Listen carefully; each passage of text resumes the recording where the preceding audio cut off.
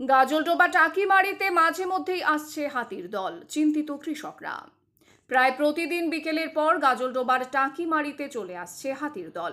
মূলত খাবারের খোঁজে 50-60টি হাতির ওই দলটি প্রতিদিন বিকেল হলেই গাজলডোবা টাকিমারি এলাকায় চলে আসছে।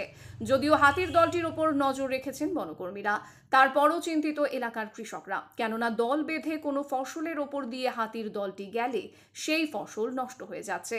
পাশাপাশি দুপুরের পর আর চাষের জমিতে যেতে পারছেন না কৃষকরা, কেননা যে কোনো সময় চলে আসতে পারে হাতির দল। তাই একটা আতঙ্ক কাজ করছে এলাকাবাসীদের মধ্যে। মূলত বৈকুণ্ঠপুর জঙ্গল থেকেই হাতির দলটি এলাকায় ঢুকে পড়ছে, যে কারণে সেই এলাকায় বাড়তি টহলদারি চালাচ্ছেন বনকর্মীরা। পাশাপাশি হাতির দলটির ওপর নজর রেখেছেন বনকর্মীরা। বন দপ্তরের পক্ষ থেকে সবাইকে সাবধানে চলাফেরা করার কথা বলা হয়েছে। সেই সাথে কোথাও হাতি ঢুকে পড়লে বন দপ্তরের সাথে যোগাযোগ করার কথাও বলা হয়েছে। তবে প্রায় প্রতিদিন বিকেল বা সন্ধ্যায় হাতির দলটি এসে রাতে জঙ্গলে ফিরে গেলেও হাতির আতঙ্ক এখন এলাকাবাসীদের মধ্যে।